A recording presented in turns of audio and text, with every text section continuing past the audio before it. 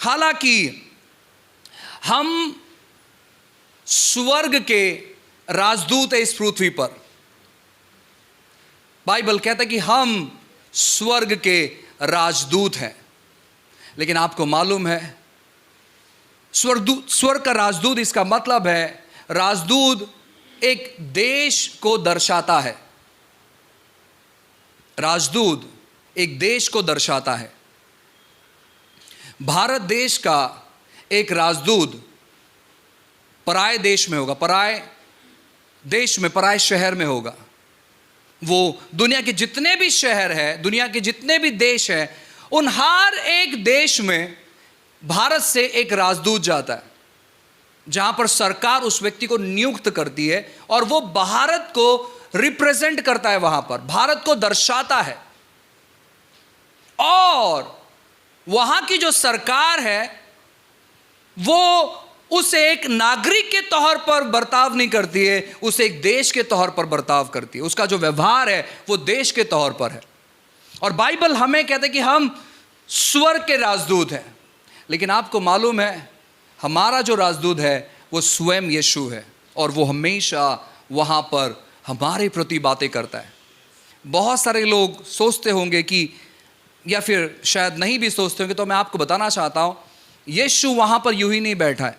यीशु वहां पर आपके बारे में सोचता है, आपके बारे में डिस्कस करता है, आपके लिए मध्यस्थी करता है, और आपके लिए हमेशा अच्छी बातों की अपेक्षा करता है, और अपने पिता से कहते रहता है कि मेरे इन भाइयों पर, मेरे इन बच्चों पर, मेरे इन लोगों पर आपको अपने अनुग्रह के हाथों को बरसाना है, आपको अपनी दया दिखानी है, आपको यह चीज इनके प्रति करना है। वो वहां पर हमेशा बातें करते रहते हैं।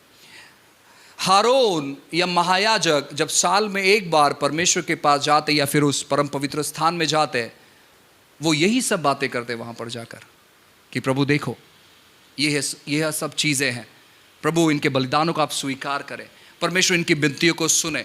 वो वहां पर से परमेश्वर क्या कहना चाहता है लोगों को, वो उसके लिए नहीं जाते हैं, लेकिन लोग किस प्रकार समस्या में, किस प्रकार वो आशीषित होना चाहते हैं, वो यहां पर इनके प्रति बात करते हैं।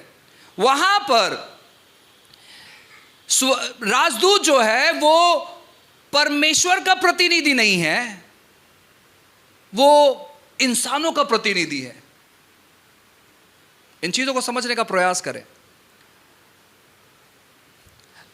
महायाजक वो हमें प्रदर्शित करता है, वो परमेश्वर को प्रदर्शित नहीं करता, वो हमें प्रदर्शित करता है। वो हमारी समस्या, हमारी दिक्कती वो परमेश्वर के पास लेकर जाता है और बोलता है प्रभु इनमें बदलाव आना चाहिए, प्रभु यह चीज में जो दिक्कत है प्रभु यह दिक्कत ही चली जानी चाहिए। और परमेश्वर कहते ठीक है, मैं तेरे विनती को, तेरे प्रार्थना को मैं स्वीकार करता हूं, और वो वहां से आशीषों के साथ बाहर आता है।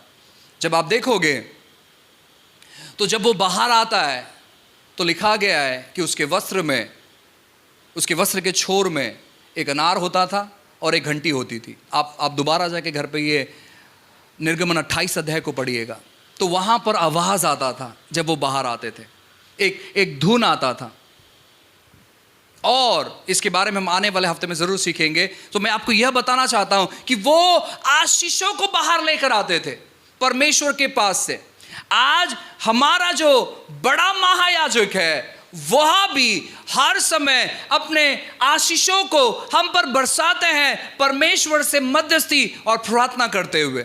वो हमेशा हमारे नाम को, हमारे चेहरे को परमेश्वर के सामने प्रेजेंट करते हैं कि देखो यह लोग पवित्रता में गढ़े गए लोग हैं, यह लोग शुद्धता में गढ़े गए लोग हैं, इनके लिए मैंने अपना लहू बहाया है और इस लहू के द्वारा ये सब शुद्ध हो चुके हैं। और जब हम इन बातों को स्वीकार करते हैं और अपने कामों को नजरअंदाज करते हैं और परमेश्वर कामों को स्वीकार करते हैं, मैं आपसे कहना चाहता हूं ना, परमेश्वर सारी आशीषों को हमारे जीवन पर जो भेजे हैं, हम उन सारी चीजों को अनुभव करते हैं। और एक वचन दूसरा कुरिन्थियों अध्याय 5 और वचन 20।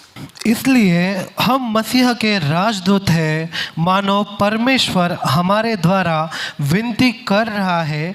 हम मसीह की ओर से निवेदन करते हैं कि परमेश्वर के साथ मेल मिलाप कर लो। उसके आगे, जो पाप से ठहराया अज्ञात था तो उसने हमारे लिए पाप ठहराया कि हम उसमें होकर परमेश्वर की धार्मिकता बन जाए। बाइबल कहता है कि वो हमारे लिए पापी ठहरे ताकि उनमें होकर हम परमेश्वर की धार्मिकता ठहरे। और हम हर एक लोग, जिन जिन व्यक्तियों का नाम है, वो हर एक लोग धार्मिकता में स्थापित है। आपको यह चीज जानने की जरूरत है कि आप धार्मिकता में स्थापित हो।